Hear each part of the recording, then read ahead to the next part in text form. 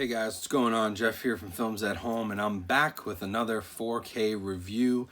Today we actually have a really interesting 4K review to do because this is a movie that's received a lot of different releases over the years, and so I'm really interested to compare how this new 4K looks compared to some of the previous releases.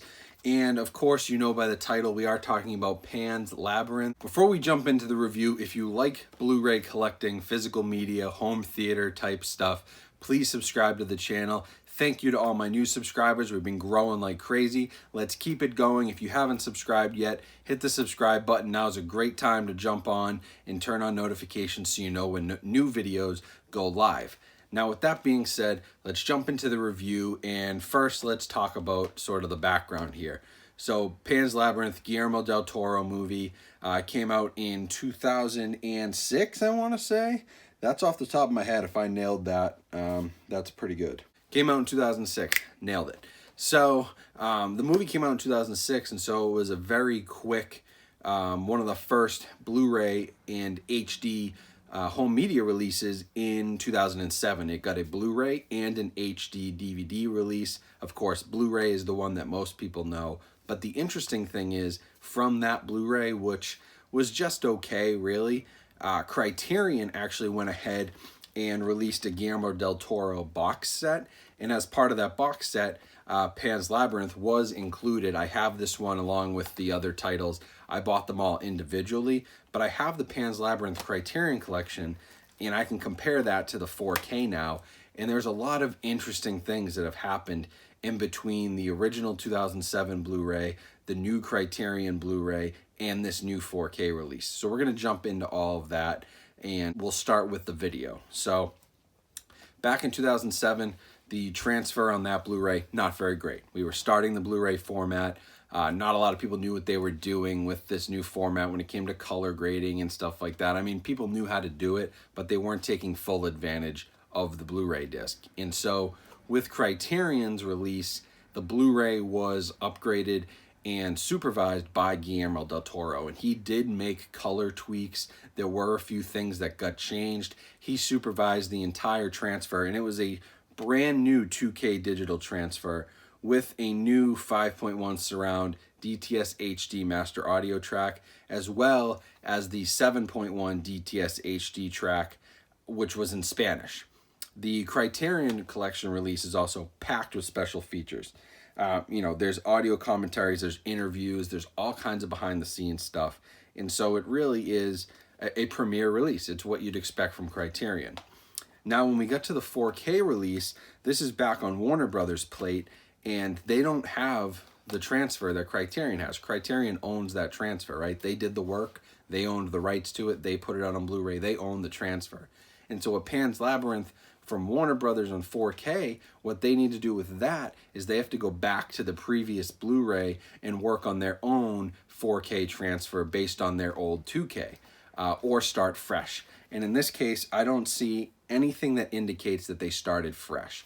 So my thought is they took the old transfer and they worked on upscaling and remastering that for 4K. I also don't see any mention in any of the press about this, about Guillermo del Toro being involved. And so the color tweaks and the color grading that he did on the Criterion Blu-ray release, they're not going to carry over here unless they tried to match them up. And in this case, they didn't. It looks very much like the Blu-ray from 2007 did, which I previously owned prior to buying the Criterion Blu-ray, and I watched it a few times. So I vaguely remember it.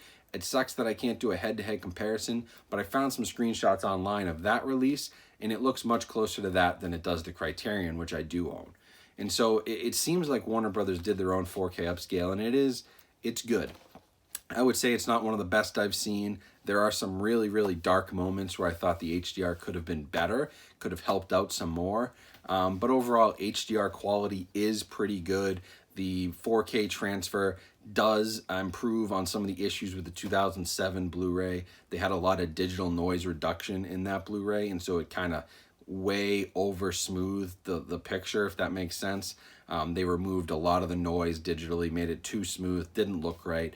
They've kind of gone back and replaced that. They've taken out the digital noise reduction here, it appears to me, and they've done a new 4K transfer, which is serviceable, but honestly, I think I prefer the Criterion Blu-ray. And that's what's so interesting about physical media is that, you know, there's the resolution upgrade, there's the HDR, but there probably wasn't the time and effort that Criterion put into it. And that's where you can swing and miss on a 4K release. You never want your 4K release as a major studio to be outperformed by a previous Blu-ray, but that's the case we get here. If you do have the 2007 Blu-ray from Warner Brothers, this is a visual upgrade for sure, but I think if I'm going to spend $25, I would wait for a Criterion sale or find it on Amazon for a good price, and I would buy the Pan's Labyrinth Criterion Blu-ray instead of buying the 4K. It's just a better overall picture. And there's also some weird stuff with the audio, which we'll get into right now. On this 4K release, the only track that you have on the 4K is a 5.1 DTS HD. Now, if you remember me talking about the Criterion, that had a 7.1 DTS HD. Of course, these are all Spanish tracks. You have English subtitles. The movie is in Spanish. So the Criterion has a 7.1 DTS HD Spanish track, as well as a new 5.1 DTS HD. Now, the interesting thing here is that they opted to only go with the 5.1 for the 4K. And honestly, that 5.1 track was supervised by Del Toro himself as well. He did that brand new for Criterion. There is an alternate 7.1, which could be found on the Blu-ray from 2007. Now, I've seen some complaints online about this because you're going down, right? You're going from 7.1 to 5.1. But Criterion and Del Toro worked on that 5.1 track, and I think it's a better mix than the 7.1. And so in this case, although online I've been seeing a lot of reviews that say the opposite, I think that going with the 5.1 on the 4K makes a lot of sense. You know, would having the 7.1 as an option be nice? Sure. I'd love to be able to, you know, go head to head with those on 4K and then decide which one I do like better. But listening to the 7.1 on the Blu-ray is the same track. And so I can't flip back and forth as easily, but I can do side-to-side comparisons, and that 5.1 track is really clean, it's really well mixed, and that 7.1 feels like something that they tried to do back in 07, and they weren't quite ready to handle it. They weren't quite ready to do a 7.1 track, and it just wasn't well mixed. The sound isn't right. Dialogue isn't as clear in the center channels. I think the 5.1 is better. And so in this case, although it's funny because the Blu-ray on the 4K release from Warner Brothers does have the 7.1, your 5.1 here is the better option in my opinion. Now, when it comes to packaging and special features, you know, we've got another comparison point to the Criterion here. The 4K release of Pan's Labyrinth, it has some nice artwork on it. It's a basic slipcover, same on the inside with the two discs. I can show you real quickly here, but here's your slipcover. You know, here's your inside. Discs on the inside, both just, you know, black discs. Comes with the digital copy, which the Criterion doesn't come with.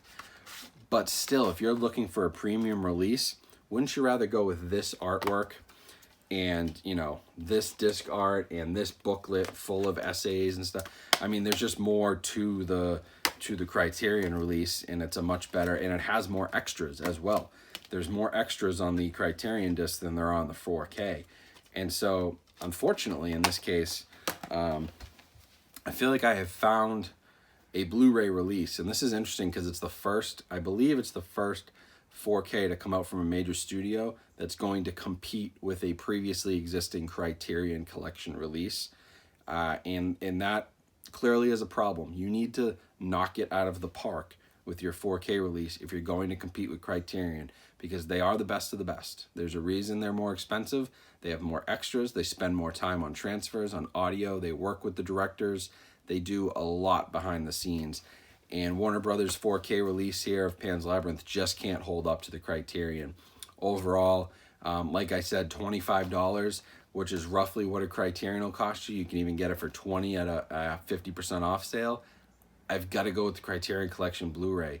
It's crazy, but you know, this 4K disc from Pan's Labyrinth, I may give it away. I don't think I would watch this one if I had to do, you know, if I was showing this to people, I think I'd go with the Blu-ray. If I was watching it myself, again, I think I'd go with the Blu-ray. I prefer the picture on that.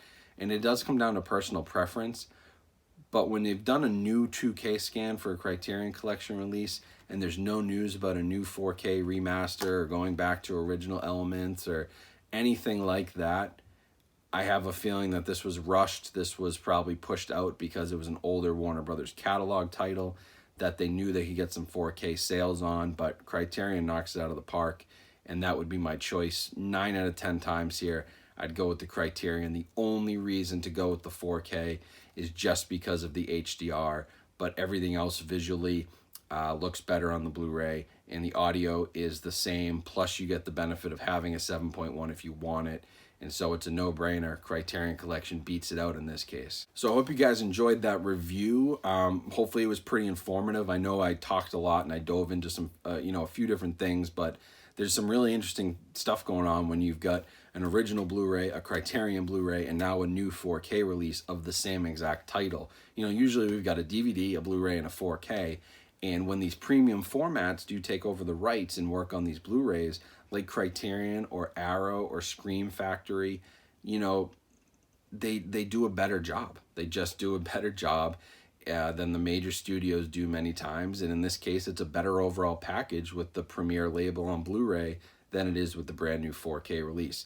So a really interesting review for me. This is the first time, like I said, I've gone head-to-head with a 4K against a Premiere Blu-ray format or Blu-ray studio like Criterion. And so it'll be interesting to see if more of these come out, what happens, if they end up doing a Silence of the Lambs 4K, comparing that to the Criterion, which was excellent, or Doctor Strangelove, or any multitude of movies, Seven Samurai, if they get into some of the foreign stuff. There's all kinds of ways that this could go, and it'll be a nice battle, but it also explains a lot about why Criterion hasn't gone into 4K, because I think in their minds, they beat the 4K transfers with their own transfers a lot of times, and they have a Premiere packaging, Premiere special features, just better. I keep saying Premiere, premium special features, premium packaging.